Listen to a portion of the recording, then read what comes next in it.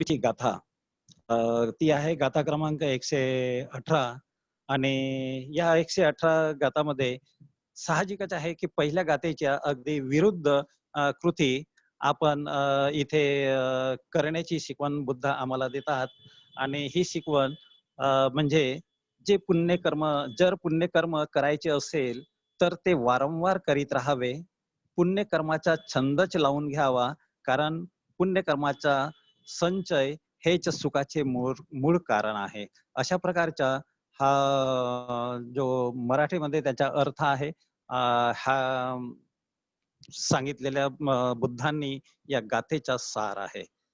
आपण बघणार आहोत आजपर्यंत आपण ऐकतो आहे, इतिहासामध्ये बघतो आहे, अनेक लोकांकडून ऐकतो आहे की बुद्धांनी अ, आम्हाला जो काही मार्गदर्शन केलेलं आहे ते धम्म सांगितले आहे.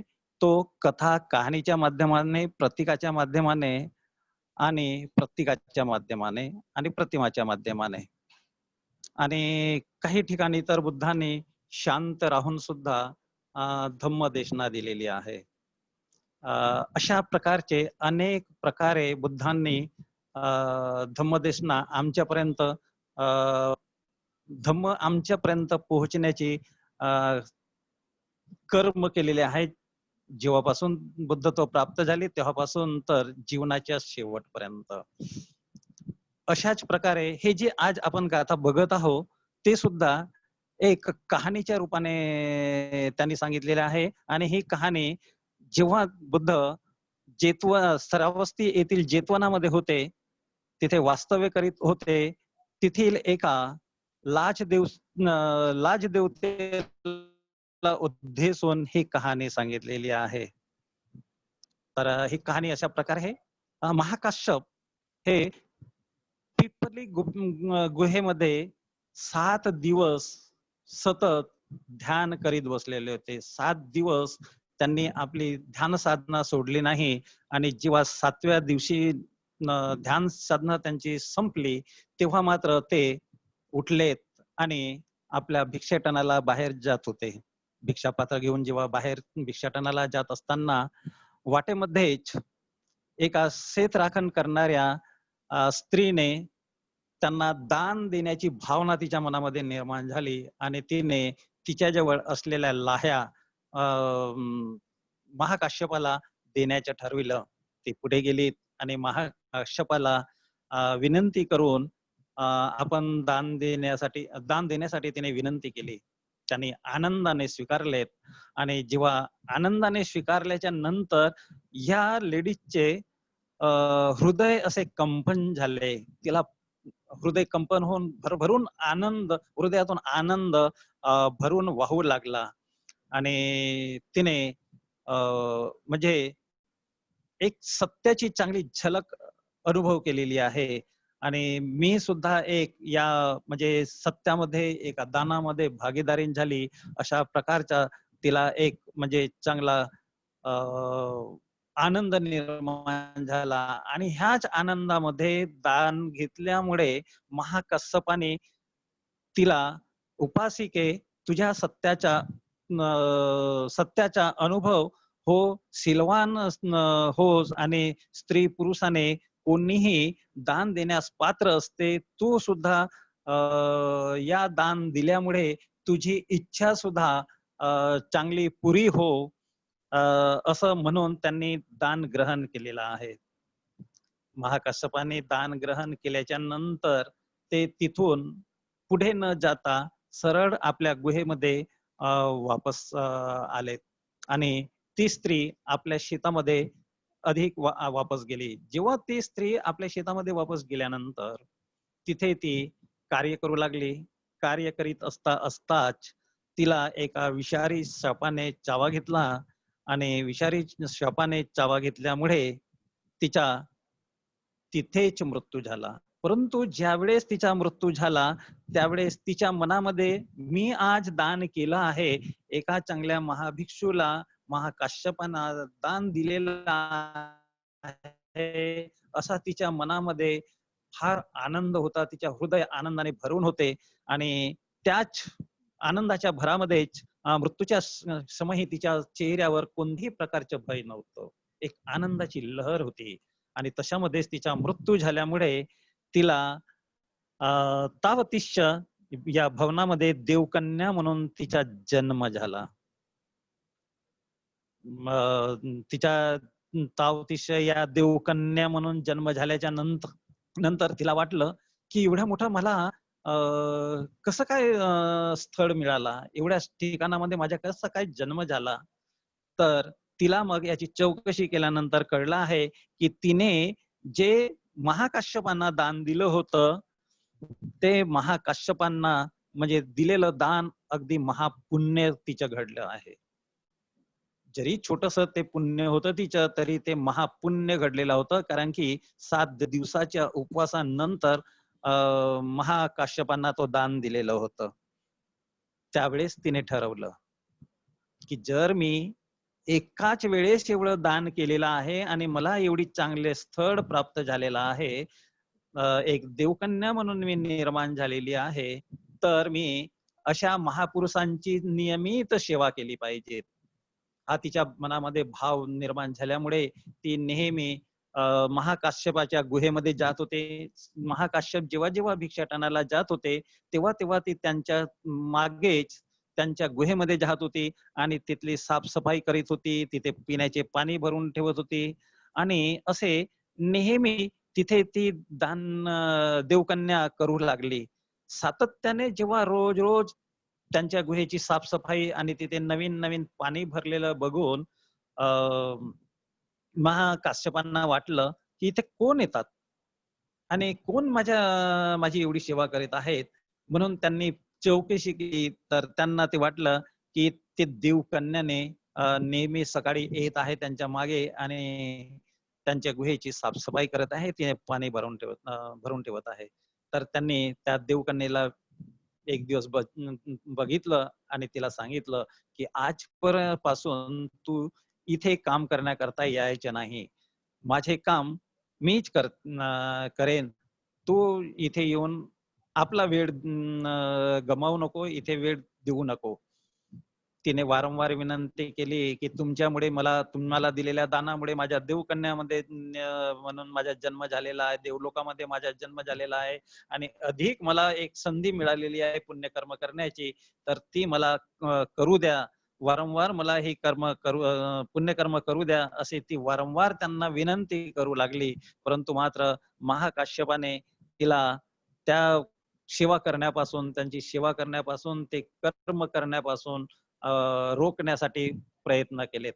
ते प्रयत्न केल्यामुळे ती फार नाराज झाली. तिला तिथे येण्याची परवानगी न दिल्यामुळे अत्यंत नाराज होऊन ती रडू लागली.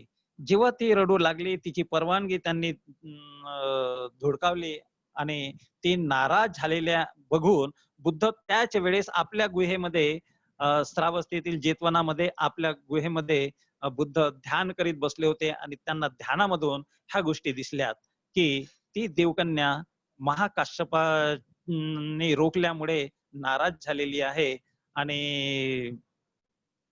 ती रडत आहे म्हणून.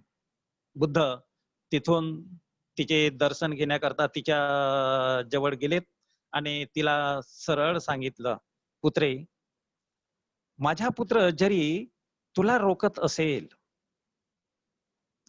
माझा पुत्र जरी तुला रोखत असेल आणि तुझी पुण्य कर्म करण्याची चांगली इच्छा असेल तर तू ते अवश्य कर. पुण्याचा संचय करणे हा सुखकारक आहे. पुण्यकर्मच ह्या लोकी काय परलोकी सुद्धा सुखदायी असतात. म्हणून बुद्धाने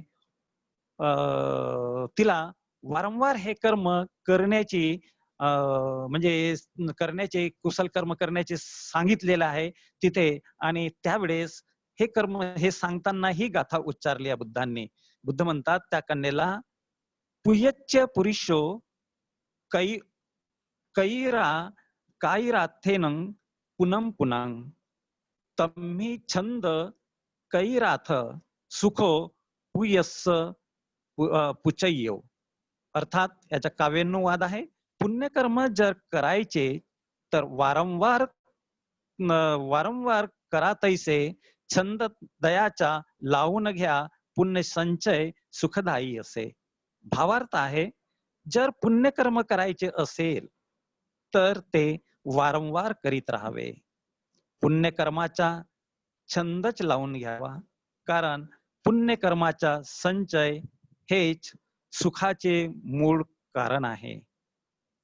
अशा प्रकारची गाथा बुद्धांनी सांगितलेल्या आहेत आणि या गाथेमध्ये बुद्धांनी या भावार्थमध्ये अ, सुखाचे तीन कारण सांगितलेले आहेत. कारण की जे पुण्यकर्म आपण करतो आहे ते वारंवार करायला पाहिजे.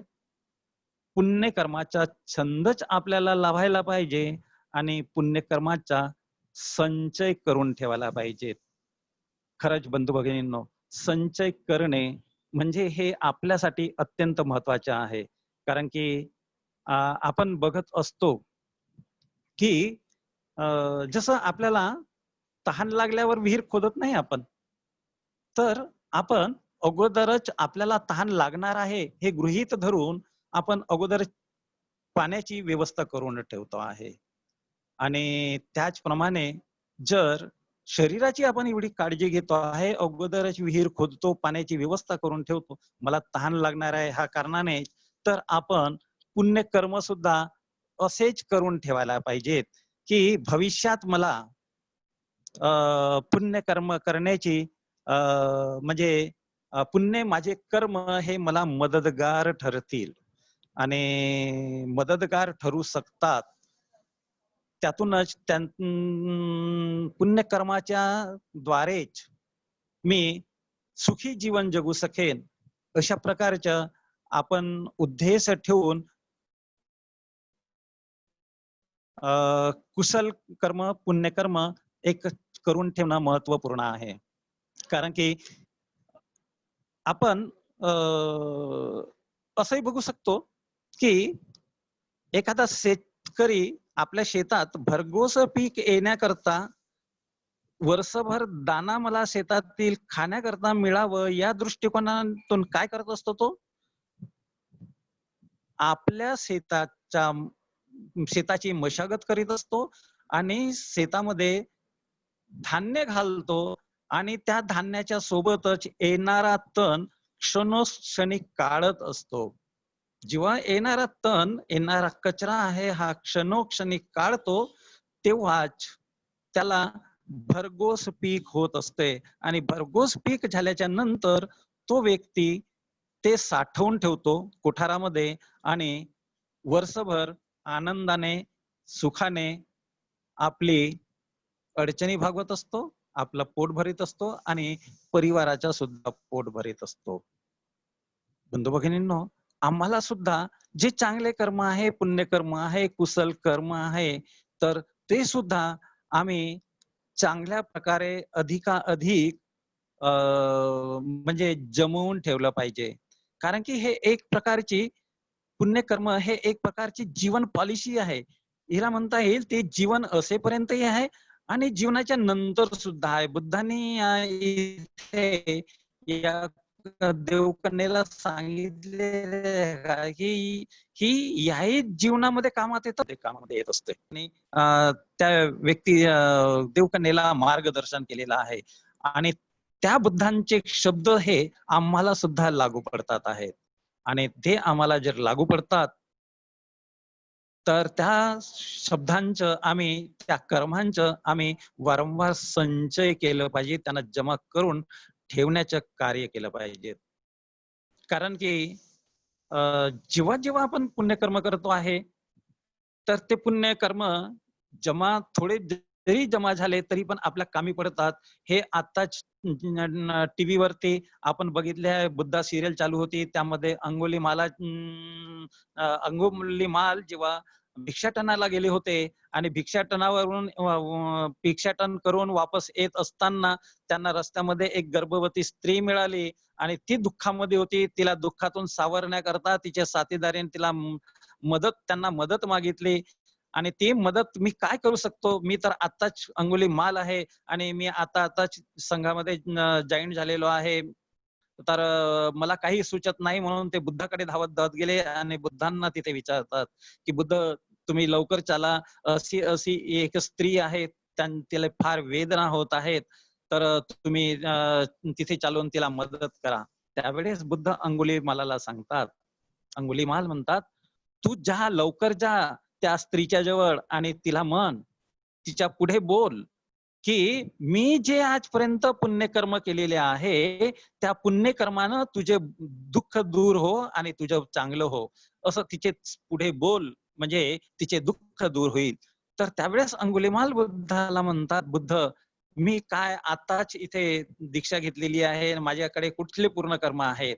तर बुद्ध म्हणतात, पुष्कळ दिवस झालेत, जेवढे दिवस झाले, कमी दिवस झाले असतील, तरी पण तुम्ही जे ध्यान केलेले आहेत, शीलाचं आचरण केलेले आहेत आणि वाईट कर्म न केलेले आहेत, वाईट कर्म केले नाही आहेत, तर जे शीलाचं आचरण केलेले आहेत आणि ध्यान केलेले आहेत, त्यातून जेवढं तुमचं पुण्यकर्म झालेलं आहे, ते पुण्यकर्म तिच्यासाठी अर्पण करा. तिला म्हणा, या माझ्या पुण्यकर्माने तुझं दुःख दूर हो आणि तुझं भलं हो, तुझं चांगलं हो, असे बोला.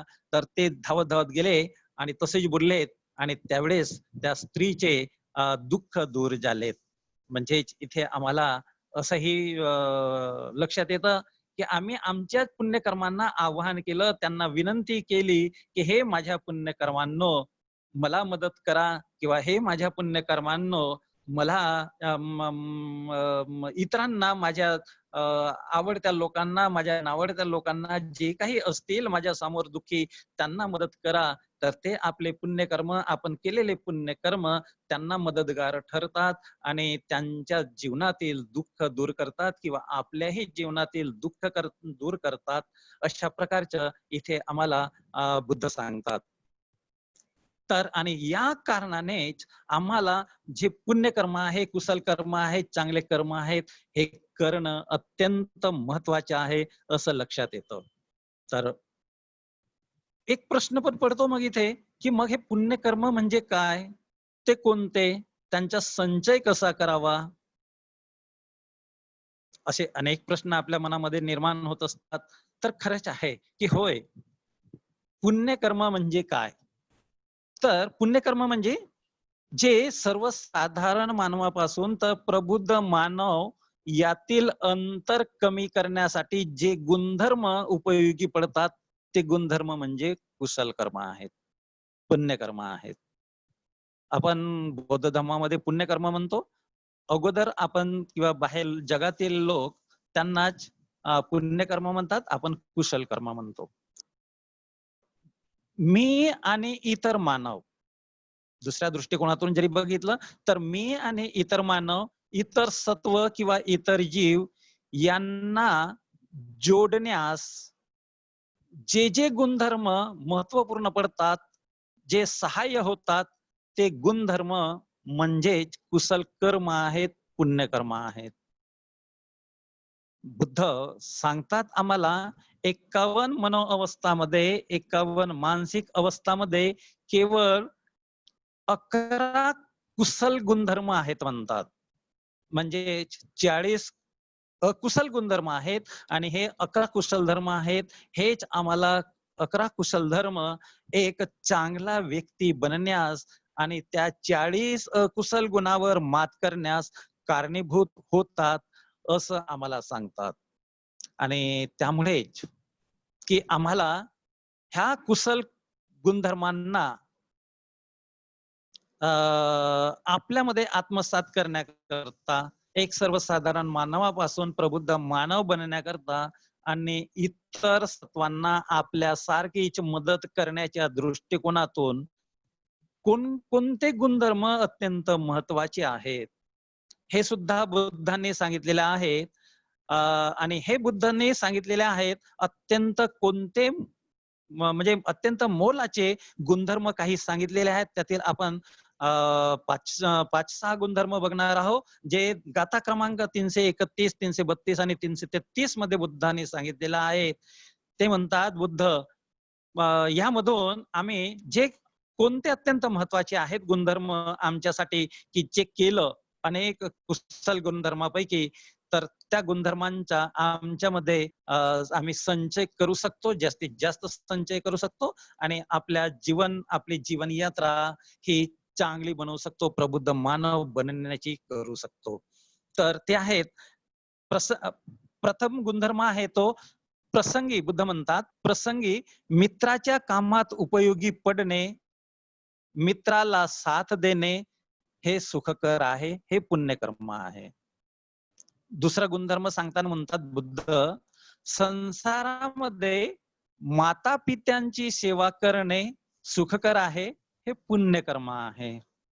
बुद्ध म्हणतात पुढे तिसरी गोष्ट सांगताना, वृद्धत्वापर्यंत म्हणजे म्हातारा होतपर्यंत शिलांचे पालन करणे हे सुखकर आहे, हे पुण्यकर्म आहे. चौथी गोष्ट सांगताना बुद्ध म्हणतात, अचल श्रद्धेचा विकास करणे म्हणजे खंडित न होणारी श्रद्धा एकदा निर्माण झाली तर ती खंडित होणार नाही, याची दक्षता घेऊन त्याचा विकास करीत राहणे म्हणजे सुखकर आहे, पुण्यकर्म आहे. पाचवी गोष्ट सांगताना बुद्ध म्हणतात, प्रज्ञेचा लाभ होणे हे सुखकर आहे. आणि सहावी गोष्ट सांगताना म्हणतात, पापांचे न करणे म्हणजे सुखकर आहे, हे पुण्यकर्म आहे. इथे आम्हाला 6 गोष्टी बुद्ध आमच्या लक्षात आणून देत आहेत, की या गोष्टी केल्याने आम्ही अधिक सुखकर बनू शकतो. आपल्या जीवनाला सर्वसाधारण मानवापासून तर प्रबुद्ध मानव बनण्यासाठी मदतगार करू शकतो आणि या दृष्टिकोनातून हे कर्म करणे चांगले आहे म्हणतात. ज्याप्रमाणे शेतकरी आपल्या शेतातील मालाला भरघोस येण्यासाठी चांगलं वारंवार खत घालतो, चांगला वजनदार बीज घालतो शेतामध्ये, मशागत करतो, वजनदार बीज शेतामध्ये घालतो आणि वजनदार बीज घातल्याच्या नंतर, भरीव बीज घातल्याच्या नंतर त्या बीजाच्या सोबत जे रोपटे निर्माण होतात, त्या रोपट्याच्या सोबतच जे तण येतो, कचरा येतो, त्याला तो वारंवार काढीत राहतो.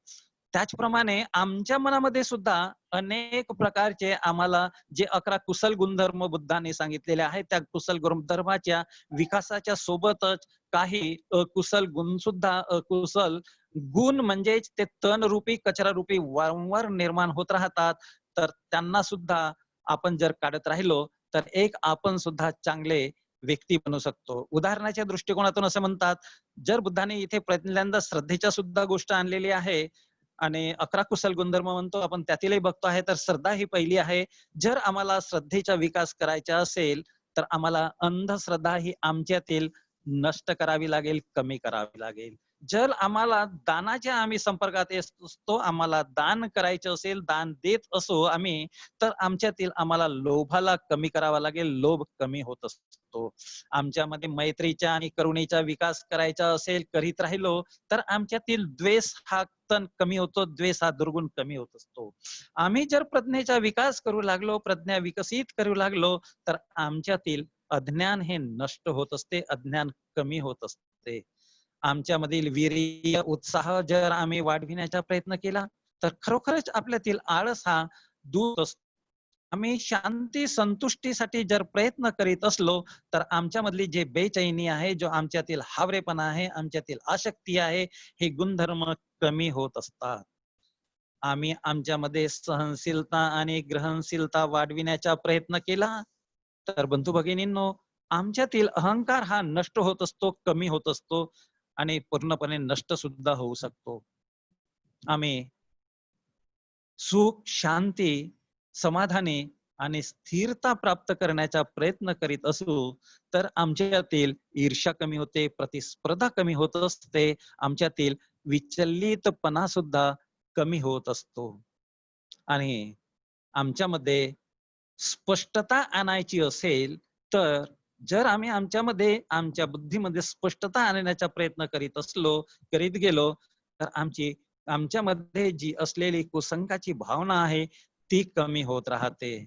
आणि ह्या सर्व गोष्टी करीत असताना आम्हाला जागृती ठेवायची आहे, बारकाईने लक्ष ठेवायचे आहे आमच्या आम्हाला स्वलज्जेचे आणि परलज्जा सुद्धा स्मरणात ठेवून क्षणोक्षणी या गोष्टीला स्वलज्जा आणि परलज्जा इतरांची सुद्धा ठेवून आम्ही शीलपालन करीत राहिलो, ध्यान करीत राहिलो आणि या गोष्टीचा विकास करीत राहिलो, तर खरोखरच बंधू भगिनींनो, आम्ही एक चांगले व्यक्ती, प्रबुद्ध व्यक्ती आपल्या या सर्वसाधारण मनाला प्रबुद्ध मन बनविण्यासाठी कारणीभूत ठरू शकतो, असं मला वाटते.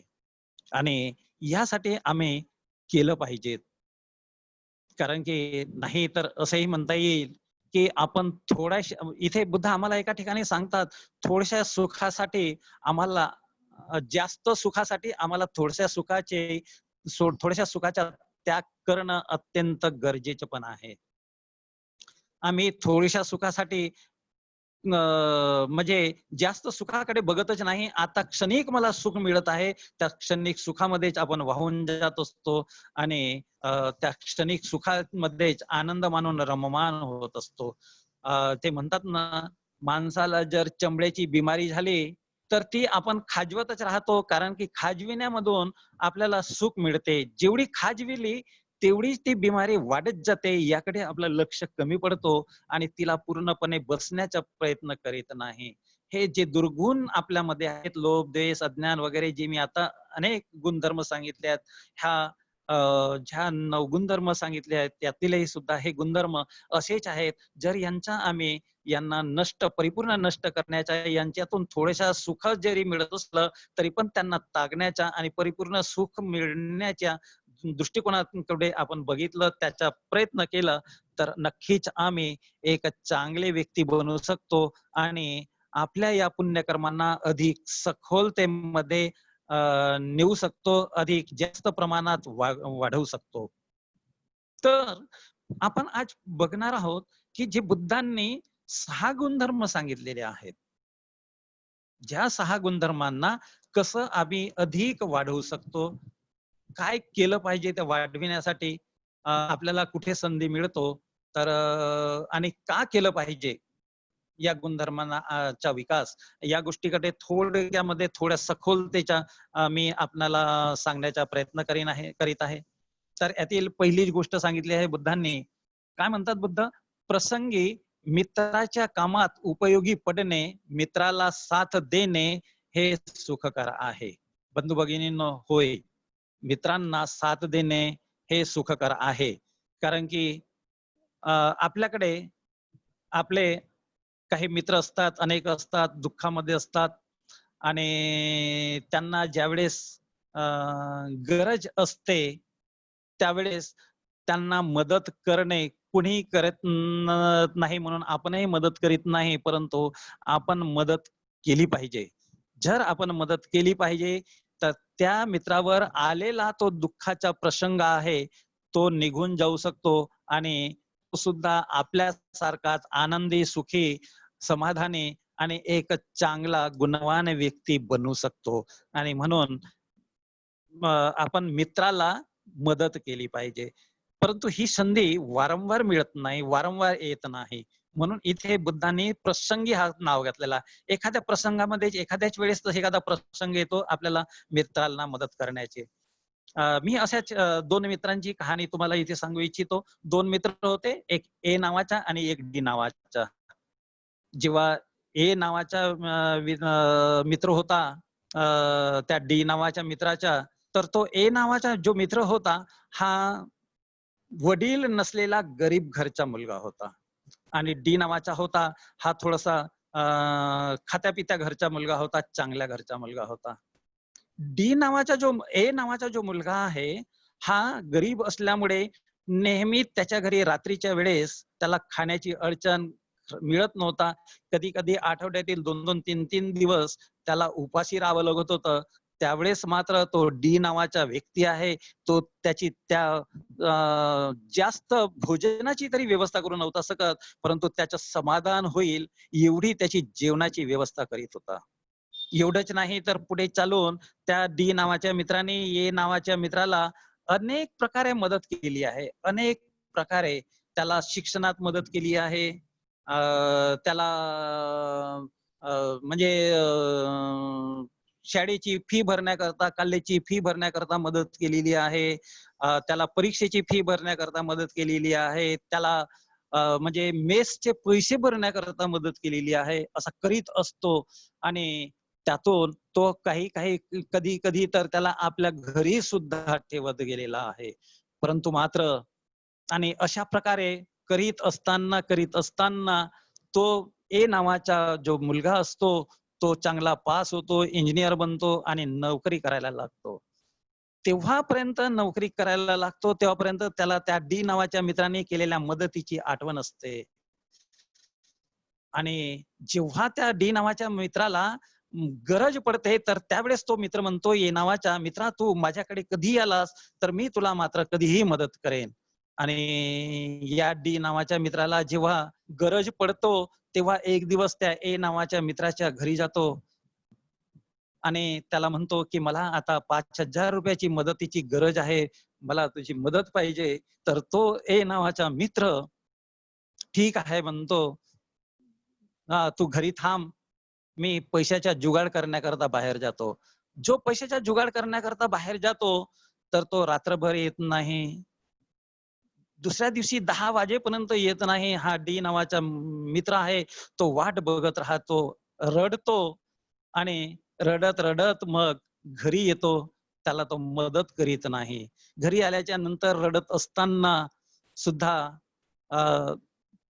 बाजूची बाई असते, ती एक मानलेली बहीण असते, ती सुद्धा आपलं मंगळसूत्र गहाण ठेवते आणि त्याला मदत करते. परंतु ज्या मित्राचं त्यांनी चांगलं मदत केलेली असते, तो मित्र मात्र म्हणजे मदत करीत नाही. अशा प्रकारे काही मित्र असतात आणि म्हणूनच आपण असे बनणार नाही. आपण मित्रांना मदत केली पाहिजे. कोणी आपल्याला करो अथवा न करो, परंतु मी त्याला मदत केली पाहिजे अशा प्रकारचा भाव ठेवणं अत्यंत गरजेचं आहे. कारण की जर आपण म्हणून मी एक महापुरुष म्हणतात, मित्र निवडताना, मित्राची निवड करताना बुद्ध सुद्धा आम्हाला म्हणतात चिगालोबा सूत्रामध्ये, मित्राची निवड करताना आपण सावध असलो पाहिजे. कारण की आपल्या जीवनात सत्याचा साक्षात्कार करून घडवून आणण्याचे आणि किंवा आपल्या जीवनाचा सत्यानाश करून आणण्याचे सामर्थ्य या मैत्रीत सुद्धा असते. आणि म्हणून मित्र कोण आणि शत्रू कोण ह्या गोष्टीकडे आपण बारकाईने लक्ष ठेवलं पाहिजे आणि त्यांना समजून घेतलं पाहिजे. परंतु मात्र काहीही असो, मदत मात्र कुणी शत्रू जरी पुढे निघत असला तरी पण मात्र आपण सावधगिरीत राहिलो पाहिजे. दुसऱ्या मित्रांकडून अपेक्षा होणार नाही, ठेवणार नाही. या प्रवृत्तीने आपण मात्र माझे कुशल कर्म मला करायचे आहेत या दृष्टीने आपण मदत करत राहिले पाहिजे. कारण की हेच पुण्यकर्म त्यालाही मदत करतात, त्याचेही भलं होते आणि माझेही भलं होते.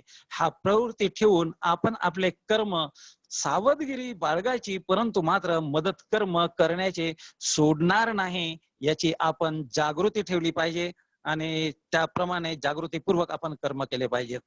मी थोडं स्पीडली पुढे पुढे जाऊ इच्छितो. 6 गोष्टी सांगायच्या, एकच गोष्ट सांगण्यामध्ये माझी वेळ जात आहे. मी दुसऱ्या गोष्टीकडे जातो. दुसरी गोष्ट सांगतात बुद्ध आम्हाला म्हणतात, संसारामध्ये मात्या पित्यांची सेवा करणे हे पुण्यकर्म आहे, हे सुखकर कर्म आहे. बंधू भगिनींनो, मात्या पित्यांची सुद्धा सेवा करण्याची फार कमी लोकांना संधी उपलब्ध होत असते. मात्या पित्यांची का सेवा केली पाहिजे? आजच्या जमान्यात आपण बघतो आहे, माता पित्यांना म्हातारे झाले की लोक नोकरीवाले असूनही सुद्धा, मुलगा सून सुद्धा नोकरीवर असतात, मुली सुद्धा नोकरीवर असतात, परंतु त्यांना बाहेर टाकत असतात आणि त्यांना मदत करीत नसतात. त्यांना भीक मागण्यासाठी सोडत असतात किंवा त्या वृद्धाश्रम मध्ये सोडतात, परंतु त्यांना मदत करीत नसतात. असे कित्येक कुटुंब आणि कित्येक मुलं असताना सुद्धा माता पित्यांची म्हणजे सेवा करीत नाही. इथे आम्हाला बुद्ध म्हणतात, काय म्हणतात बुद्ध, आपण पाण्याचा गोळा असतो तेव्हापासून आईच्या पोटामध्ये असतो आणि आईच्या पोटामध्ये असताना ती पूर्ण आपल्याला त्या पाण्याच्या गोळ्यापासून तर एक चांगला माणूस, एक चांगला व्यक्ती बनेपर्यंत आपल्या शरीरामध्ये ती जगविते आपल्याला चांगला तंदुरुस्त बनवण्यासाठी ती प्रयत्न करीत असते. ती जे अन्न खात असते, पाणी पित असते, जे खात असते ते आपण पित असतो आईच्या पोटात असताना, म्हणजेच आईच्या रक्तरूपी अन्न आपण खात असतो, रक्त पित असतो. आणि तशा आईला सुद्धा जर आपण बैमान होत असो तर चांगलं नाही आहे. कारण की ती आईच्या पोटात असतानाच ती आई आपल्याला मदत करते असं नाही, तर ती पोटात असतानाच आपल्या आरोग्याची सुद्धा सेवा करीत असते. आपल्याला जन्माला आल्याच्या नंतर बोलणे शिकवते, चालणे शिकवते, शाळेत जाणे शिकविते, एक शीलवान व्यक्ती बनण्यास शिकवित असते. आपली प्रकृती खराब झाली तर औषधोपचार सुद्धा करीत असते, आपलं जेवण सोडते, परंतु मात्र आपली इच्छा पूर्ण करीत असते.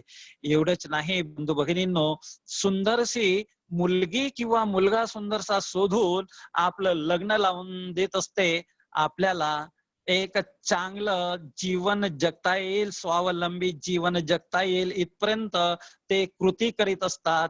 आणि शेवटी आपली जी उरलेली शिल्लक जायदाद असतात ते सुद्धा आपल्या नावे करीत असतात. एक आपल्याला वारिसदार समजून आपले जे काही धनसंपत्ती जमवून ठेवलेली आहे ती सुद्धा आपल्याला म्हणजे देत असतात. कोणत्याही अपेक्षा न ठेवता देत असतात.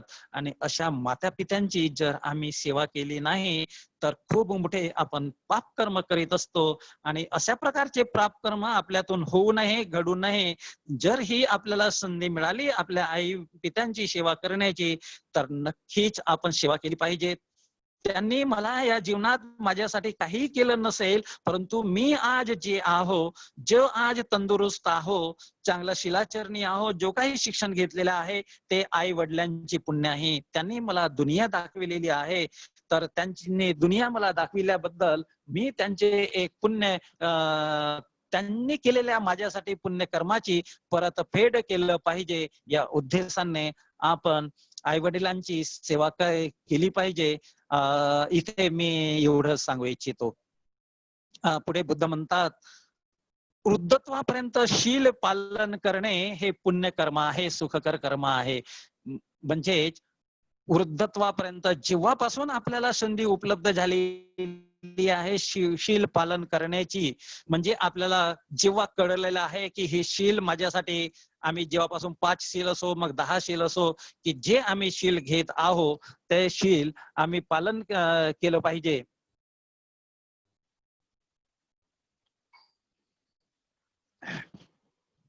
मग त्या शीलाला पालन करण्याचं का पालन केलं पाहिजे, तर इथे आम्हाला बाबासाहेब म्हणतात, चांगल्या किंवा आपल्या स्वतःच्या चांगल्या किंवा वाईट वागणुकीचे मोजमाप करण्याचे हे एक मापदंड आहे म्हणतात. आपल्याला ठरवायचे आहे की या शिलाद्वारे जसं आपण भाजीपाला घेतो आहे, कडधान्य घेतो आहे, मोजमाप करून घेतो आहे. मग ते मोजमाप करून आपण कडधान्य घेतो आहे, मग माझ्या जीवनाचं सुद्धा मूल्य आहे. मी सुद्धा माझ्या जीवनामध्ये माझ्या शिलाचरणाचं मी चांगला वागत आहो, किती प्रमाणात चांगला वागत आहो, किती प्रमाणात वाईट वागत आहो, याचं मूल्यमापन दुसरा व्यक्ती करू शकणार नाही, तर आपण स्वतःच करायचं आहे असं आम्हाला इथे बाबासाहेब सांगतात. आणि ह्यातूनच बाबासाहेब अजूनही पुढे म्हणतात की आपण असे करण्यापासून आपण स्वतःचे आणि समाजाचे सुद्धा हित साधत असतो आणि एक आदर्श व्यक्ती म्हणून बनत असतो.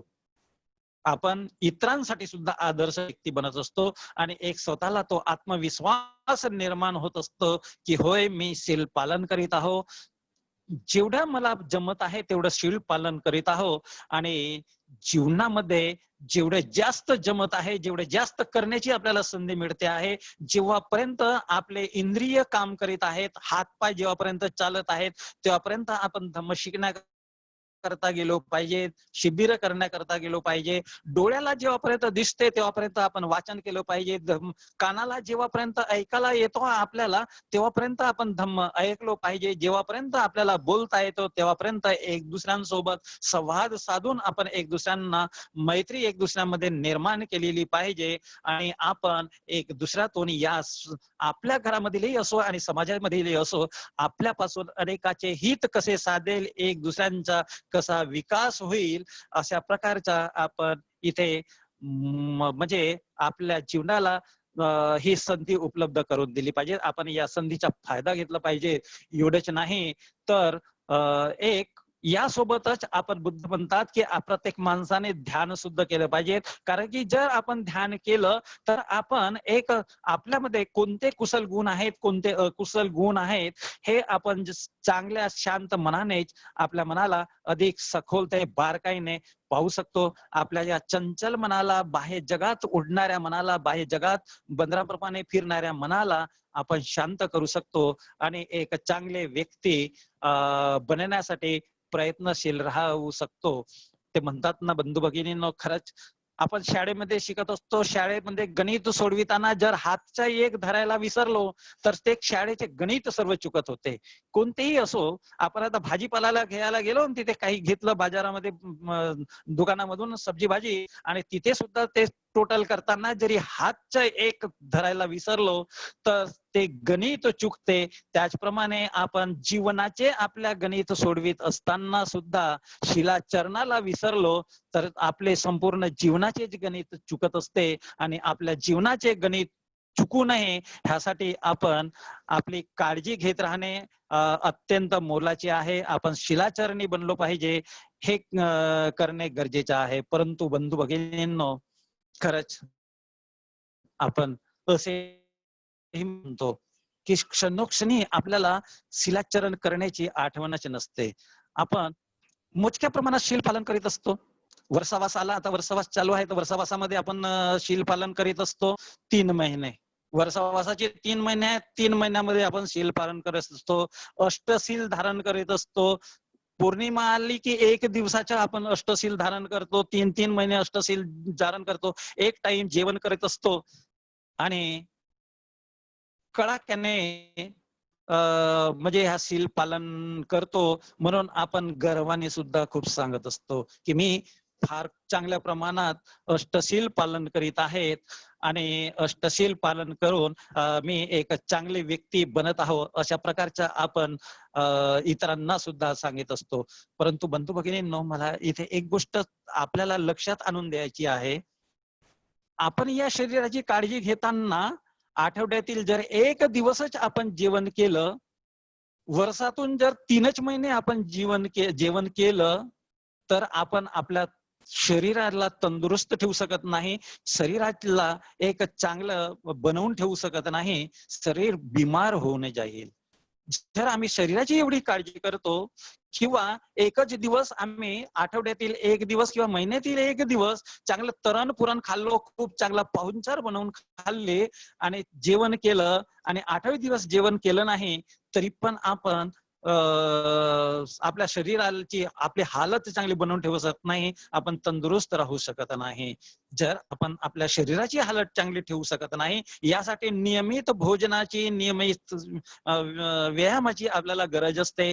त्याचप्रमाणे ज्याप्रमाणे शरीराला नियमित सातत्य भोजनाची गरज असते, व्यायामाची गरज असते, त्याचप्रमाणे आपल्या मनाला, सर्वसाधारण मनाला प्रबुद्ध मन बनविण्यासाठी, चांगलं मन बनवून ठेवण्यासाठी आपल्याला नियमित दररोज क्षणोक्षणी शील पालन करण्याची आणि नियमित ध्यान करण्याची सुद्धा गरज असते.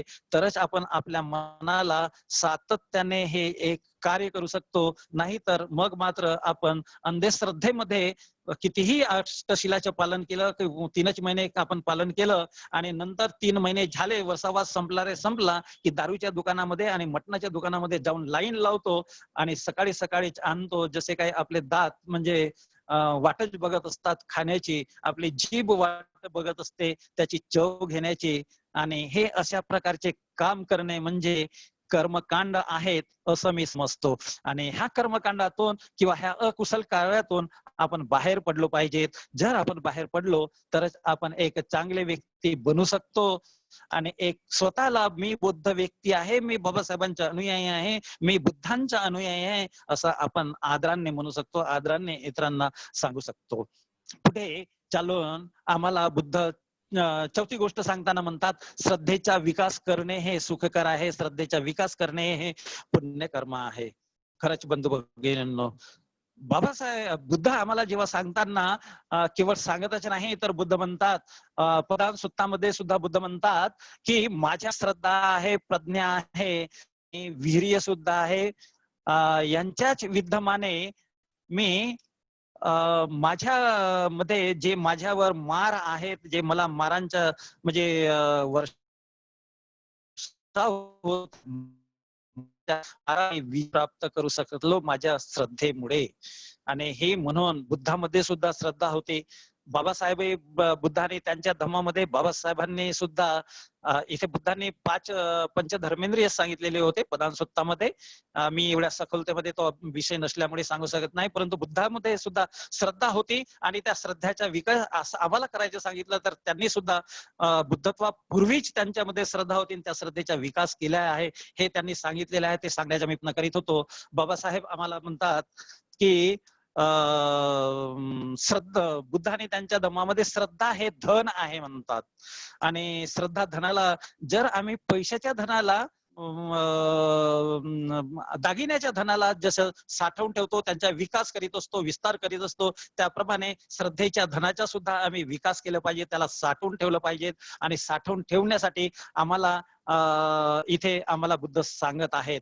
बंधू भगिनींनो, एकलव्याची आपण कहाणी ऐकलेली आहे. एकलव्याची त्याच्या गुरुवरती श्रद्धा होती आणि म्हणून गुरु जवळ नसताना सुद्धा त्यांनी त्यांचा पुतळा बनवला. आणि एकलव्याने त्या गुरुची जी सर्वोच्च शिकवण होती, जे प्रत्यक्ष गुरु आपल्या शिष्याला देत होते, त्यापेक्षाही त्यांनी चांगले पूर्ण शिकवण एकलव्यांनी गुरुचा पुतळा समोर ठेवून त्यांच्यावरती असलेल्या श्रद्धेमुळे सर्वोच्च आवाजाच्या दिशेने बाण मारण्याची शिक्षा त्यांनी धारण केलेली होती. आम्ही सुद्धा आमचे गुरु आमच्या मनपटाला पुढे ठेवलं आणि त्यांनी सांगितलेल्या या शिकवणीचा अभ्यास केला, त्यांनी सांगितलेल्या धम्माचा आम्ही अभ्यास केला, तर आम्ही सुद्धा आपल्या मनाला प्रबुद्ध मानव बनवू शकतो. एक दिवस एक चांगले व्यक्ती आपण सुद्धा बनू शकतो. मी ध्यानातून अशा प्रकारच्या शिलाचा आणि ध्यानाचा मी शील पालन करण्याचा आणि ध्यान दिवसेंदिवस दररोज सतत मी वाढविण्याचा छंद केला पाहिजे. ध्यान करण्याचा छंद वाढविला पाहिजे. केवळ छंद वाढवणेच नाही तर त्याची बांधिलकी सुद्धा स्वीकारली पाहिजे की होय, मला हे सातत्याने करायचे आहे, दररोज करायचे आहे, नियमित करायची आहे. आणि जर मला अशा प्रकारची स्मृती ठेवली, सातत्याची, नियमित करण्याची, शीलपालन करण्याची आणि ध्यान करण्याची, तरच मला इथून समाधी लागू शकेल. जर मला समाधी लागेल तर मग मला या समाधीमधूनच मला माझ्यामध्ये प्रज्ञेचा उगम होऊ शकतो. अशा प्रकारचा आत्मविश्वास माणसाच्या मनामध्ये निर्माण होत असतो आणि आपण एक प्रज्ञावान व्यक्ती बनू शकतो. हा आपल्यामध्ये आत्मविश्वास, दृढ विश्वास निर्माण होत असतो आणि एकच पुढच्या बुद्धाने सांगितलेल्या पुढच्या गुणांकडे आपली इथे वाटचाल चालू होते. आणि पुढची गुणधर्म सांगतात बुद्ध, प्रज्ञेचा लाभ होणे हे सुखकर आहे, हे पुण्यकर्म आहे. होय बंधू भगिनींनो, जर आम्हाला प्रज्ञा प्राप्त झाली तर मग मात्र आपण एक काय होत, प्रज्ञा प्राप्त झाल्यापासून आपल्यामधील अविद्या नष्ट होते, अज्ञान नष्ट होते. आणि अज्ञान नष्ट झाल्याने जे आजपर्यंत आपण या अज्ञानाच्या सहाऱ्याने भवचरामध्ये जसं आपण जीवन जगत आहोत, या समाजामध्ये जीवन जगत आहोत, तर जे आपण दुःखाला सुख समजत होतो त्या दुःखाला सुख समजत नाही, तर मग आपण दुःखाला दुःख समजत असतो. जे अनित्य आहे त्याला अनित्य नित्य समजत होतो, ते नित्य समजत नाही. मग जे अनात्मा आहे त्याला आत्म समजून आपण जीवन जगत आलेलो आहे, ते त्याला आत्म समजणार नाही. जे कुरूप आहे, हे शरीर जे कुरूप आहे त्याला सुद्धा आपण सुंदर समजत नाही. या शरीरामध्ये कितीतरी असे दुर्गुण भरलेले आहेत, कितीतरी अवगुण आहे, कितीतरी वाईट गोष्टी आहेत, तरी पण त्याला मात्र आपण आरशाच्या पुढे नेऊन समजत असतो, आरशा पुढे बघत असतो आणि मी किती चांगला आहो, मी किती चांगला बनण्याचा प्रयत्न करीत आहो, अशा प्रकारचा इथे प्रयत्न करीत असतो. परंतु प्रज्ञारूपी आरशाच्या समोर आम्ही जर आपल्यामध्ये निर्माण केली तर आपण आरशासारखे एक प्रज्ञावान व्यक्ती, आरसा जसं आपल्याला जसे आहोत तसं दाखवते, तर आपणही सुद्धा एक चांगले व्यक्ती बनू शकतो, एक सुंदर व्यक्ती बनू शकतो. आणि मग आपण आपल्याला स्वतःला जसे आहोत तसे बघू शकतो, आपलं मन जसं आहे तसं बघू शकतो. आणि मग या आपलं मन जसं आहे तसं बघण्याच्याच दृष्टिकोनातून आपण या मग प्रज्ञेच्या चांगल्या मानवाच्या चांगल्या गुणांच्या स्रोतामध्ये प्रवेश करत असतो. एक प्रज्ञावान बनण्याच्या म्हणजे प्रवाहामध्ये सामील होत असतो आणि एक चांगले व्यक्ती बनवून पाप कर्मातून आपण सुखकर्माकडे वळत असतो. आणि इथे आम्ही सुख म्हणजे हे पाप करण्यापासून दूर असतो. आणि हे पाप कर्म काया वाचा आणि मनाने सुद्धा करीत नाही. आणि आपण काया वाचा मनाने सुद्धा पुण्य कर्म करीत असतो.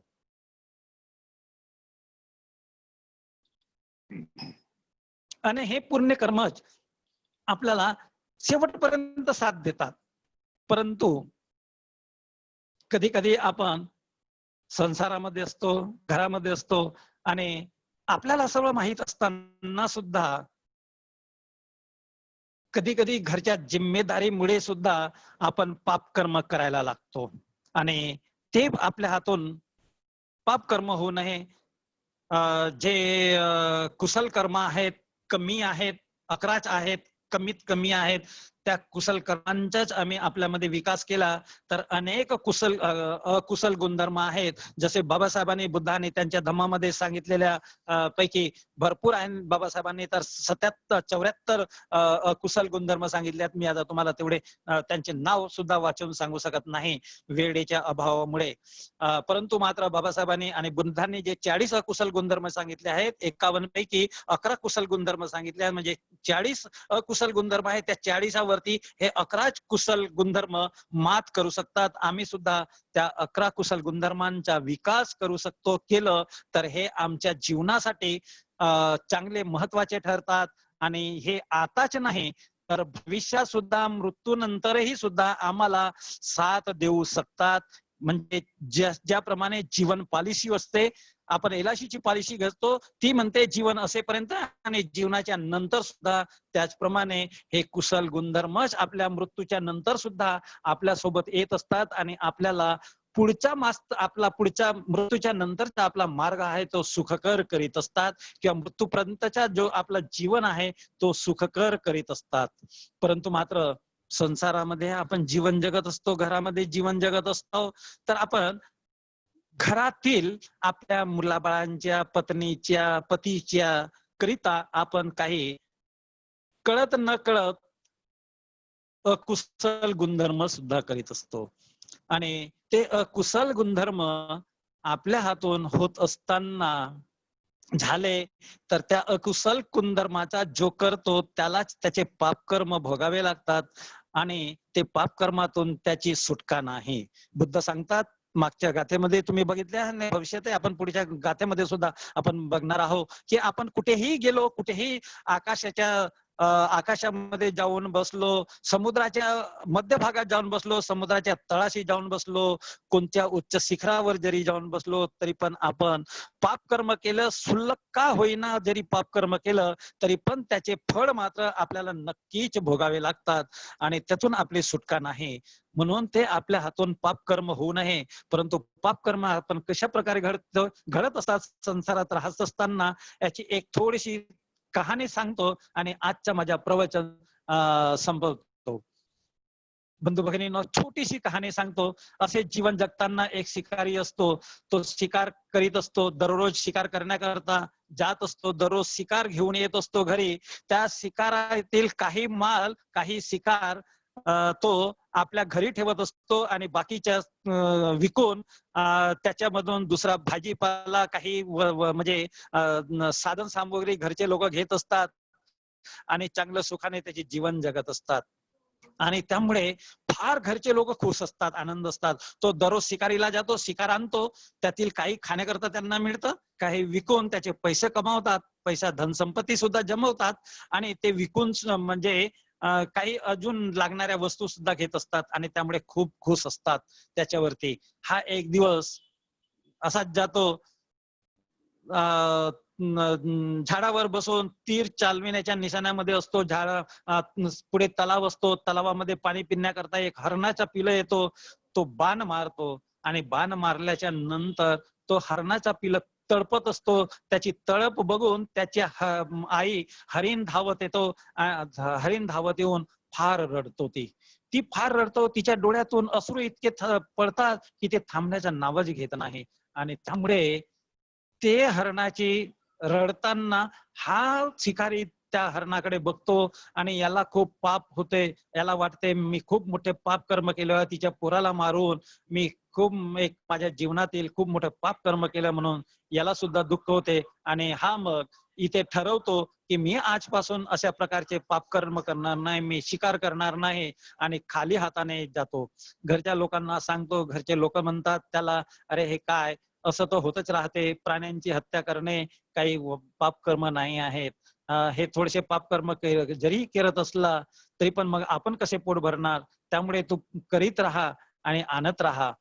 परंतु बंधू भगिनींनो, त्याला तिथे बुद्धी सुचते. त्याला कळते की नाही, मी हे पाप कर्म करीत आहो. या पाप कर्मातून त्या आईच्या तिचं मन किती मी दुखावलेलं आहे, असं कुणाचं अजून मी मन दुखावणार नाही, या उद्देशाने तू खूप म्हणजे ते पाप कर्म करणारच नाही असा ठाम निश्चयाने घरी बसतो. घरच्या लोकांचे हालअपेष्टा होतात आणि मग ते त्याला विनंती करतात, परंतु तो त्यांच्या विनंतीला मान्य देत नाही. अरे घरचे लोक मग म्हणतात, अरे तुझ्या पाप कर्माचे भागीदार आम्ही आहो. तू जे पाप करतस तू एकटाच नाही भोगणार आहेस, तुझे पाप कर्म आम्ही सुद्धा भोगणार आहोत. तुला सुद्धा मिळणार आहेत त्या पाप कर्माचे फळ आणि आम्हाला सुद्धा मिळणार आहोत. तो म्हणतो नाही, तुमच्या मी केलेल्या पाप कर्माचे फळ तुम्ही कसे भोगणार, तुम्हाला नाही मलाच भोगावे लागणार आहेत. परंतु घरचे लोक समजत नाही आणि त्याची विनवणीच करत राहतात. त्यांना समजवण्याकरता हा एक बहाणा करतो. एक दिवस घरी म्हणतो, आपल्या घरच्या लोकांना सांगतो, आई बहिणीला, वडिलीला, पत्नीला, पतीला सांगतो तो, माझे डोकं फार दुखत आहे, माझे डोकं फार दुखत आहे, माझे डोकं फार दुखत आहे, मला फार वेदना होत आहेत. माझ्या अर्ध्या वेदना तुम्ही थोड्या थोड्या घरचे लोक वाटून घ्या. माझ्या वेदना घरचे लोक तुम्ही वाटून घ्या. तो त्यांना विनवणी करू लागतो. तर घरचे लोक उलट त्याला हसतात. अरे म्हणतात, काय पागल झाला आहेस का तू? हा तुझं डोकं दुखत आहे, हे तुझं दुखणं आहे, तुझ्या वेदना आहेत, तुलाच सहन करायला हवे, दुसऱ्याला सहन करता येत नाही. हा डोकं हे कर्म जे आहे ते तुलाच भोगावे लागणार आहेत. त्या दुःखाचा तुलाच अनुभव घ्यावा लागणार आहे, हे कोणीही घेऊ शकत नाही. त्यावेळेस तो म्हणतो की होय, आता कळलं ना तुम्हाला की माझं दुःख आहे, मला होणाऱ्या वेदना आहे, त्या मलाच भोगावे लागेल. माझ्या दुःखाचे सहभागी कोणीच होऊ शकत नाही. त्याचप्रमाणे माझ्या पापकर्माचे सुद्धा पापाचे सुद्धा भागीदार कोणीच होऊ शकणार नाही. त्या पापकर्माचे सुद्धा मलाच एकट्यालाच भोगावे लागणार. तर मी म्हणूनच तुम्हाला आज सांगतो की या क्षणापासून मी कोणतेही पापकर्म करणार नाही, सुल्लक का होईना, परंतु पापकर्म करणार नाही. पापकर्म करणार नाही असा घरच्या लोकांना सांगतो आणि एक सावध बनतो, एक चांगला व्यक्ती बनण्यासाठी प्रयत्न करतो. माझ्या अशी विनंती आहे की आज जर आपण प्रत्येकाने जर विचार केला की होय, मला सुद्धा एक चांगला व्यक्ती बनायचा आहे, तर मी सुद्धा पापकर्म करणार नाही, कोणत्याही प्रकारचा पापकर्म करणार नाही, अशा प्रकारचा दृढ संकल्प करून आम्ही सुद्धा चांगला मन व्यक्ती, सर्वसाधारण मनाला प्रबुद्ध मन बनविण्यासाठी प्रयत्न करीत राहिलो तर अधिक चांगलं होईल, अधिक चांगलं होऊ शकतो. बंधू भगिनींनो, मरायचंच आहे तर प्रत्येकालाच मरायचं आहे. मृत्यू हा प्रत्येकालाच येणार आहे. परंतु मात्र या जीवनामध्ये हे जीवन असेपर्यंत या माणसाला, या मानवाला, या शरीराला, या मनाला अधिक चांगला ठेवण्याचा, अधिक शिलाचरणी व्यक्ती बनविण्याचा प्रयत्न प्रत्येकाने केलं पाहिजे. प्रयत्न आपण जर करीत राहिलो तर आपण सुद्धा एक चांगले बुद्धांचे व बाबासाहेबांचे अनुयायी म्हणण्याचे छाती ठोकपणे म्हणू शकतो की होय, मी एक बाबासाहेबांचा अनुयायी आहे, बाबासाहेबांचा अनुयायी बनण्यासाठी प्रयत्नशील आहे, प्रयत्न करीत आहे. जरी मी आज परिपूर्ण व्यक्ती बनलो नसेन, परंतु मात्र माझा मृत्यू येतपर्यंत मी एक चांगला व्यक्ती बनू शकतो, एक चांगला व्यक्ती बनेन असा दृढ विश्वास माझ्यामध्ये आहे. असा आपण प्रयत्न करीत राहिलो, असा दृढ विश्वास आपण ठेवलो तर अधिक चांगलं होईल. तुम्ही आतापर्यंत माझं चिंतन, मी केलेलं चिंतन या गाथेवर ऐकून घेतलेलं आहे. ही गाथ्यावरती जे तन मन धनाने काया वाचा मनाने तुम्ही माझे चिंतन ऐकून जे पुण्यकर्म केलेले आहेत, या तुमच्या पुण्यकर्माचे मी पुण्यानुमोदन व्यक्त करतो. हात जोडून पुण्यानुमोदनाचे व्यक्त करतो. तुमचे आभार व्यक्त करतो. तुमचे धन्यवाद व्यक्त करतो. आणि मी इथेच माझ्या शब्दांना विराम देतो. धन्यवाद बंधूंनो, भगिनींनो, इथेच मी थांबतोय. जय भीम.